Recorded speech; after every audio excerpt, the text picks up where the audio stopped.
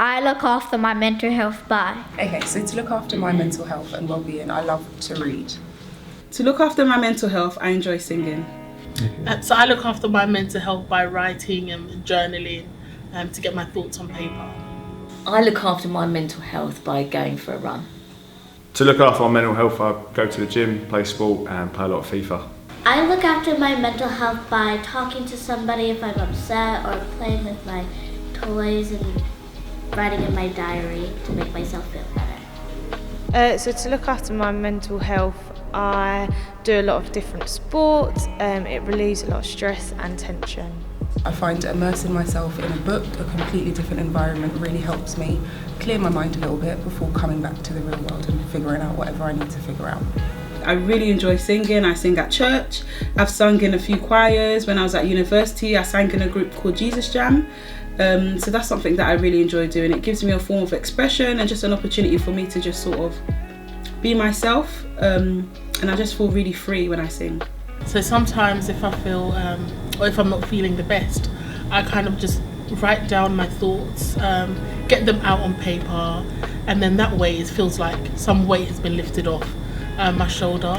I look after my mental health by getting fresh air and listening to music that makes me happy.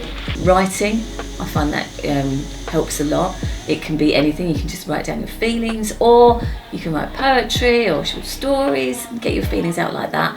But any kind of sport as well, sometimes it's good to just get out there and think things through. So I help my mental health by having fun with my friends. Maths for me personally makes me relax and have some free time, and being around people I know and I trust gives me lots of time to express myself and be sure that I am not alone. I do cheerleading, which gives me the adrenaline and the excitement. I do dancing and some Zumba. I go to the gym. I like going for long walks to let my mind reset.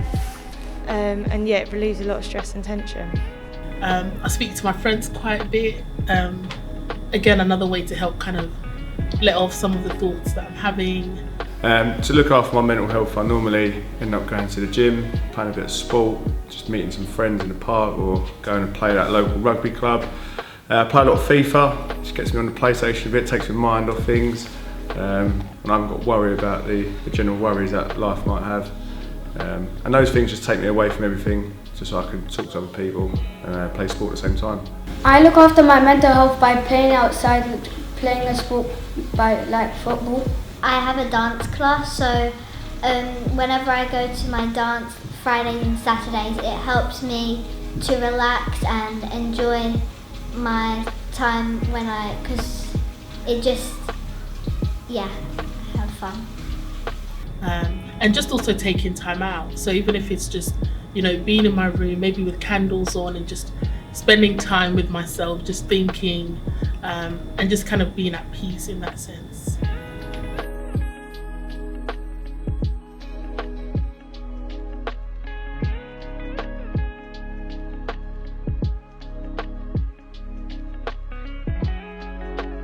A healthy connection is? A healthy connection is important. A healthy connection I have is talking. A healthy connection is setting boundaries. For me, a person that you can talk to. The people that I interact with in sports. My healthy connection is meeting new people. A healthy connection is my family, because I feel safe around them and I can do, what I want around them. As I've grown up, I've noticed how important it is to speak to people about how we're doing. It's not about telling people our deepest, darkest secrets, but just because life throws lots of challenges at us, and unless we speak to people and they sort of understand where we're coming from, we're sort of left to feel like we're sort of facing challenges alone. So even though speaking with somebody might not change the situation, it at least allows us to feel like we've got somebody in our corner. Is having someone you trust and someone that can lead you through life that already has experiences, like your parents, maybe your grandparents, because they know how it is and because they've been through it, considering they're older. being able to set boundaries with people, so knowing when you need me time in your space, and letting those around you understand that and giving you that space. So being able to set those boundaries with friends or families to maintain time for yourself. A healthy connection for me is my friends, and I think it's important to be around my friends because they make me feel happy and safe. A healthy connection for me is being out with my friends and family, spending time with them. Obviously in sports I meet a lot of different people that inspire me, and yeah, they're big inspirations. And also just open communication with those around you, being able to share your thoughts and feelings with them, and knowing you can trust them with what you said. I have a mental connection with my mum because she always helps me, and she, when I'm going through tough times, she's always there for me.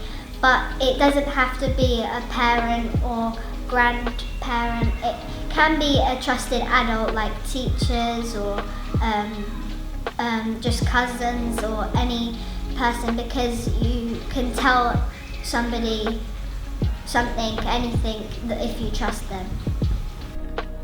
Leading the school choir on a Wednesday after school in K122 allows myself and the students who come along to sing, express ourselves, grow in confidence and challenge ourselves with some new pieces. So that to me really settles me and calms me after a really long, busy and tiring day. So I would encourage us all to find something that we're passionate about, that makes us feel free, that makes us feel liberated, and to engage with that as much as possible. A healthy connection is one where you can be completely honestly yourself, sharing ideas, and it's really important to make sure you're building healthy connections with all the people around you.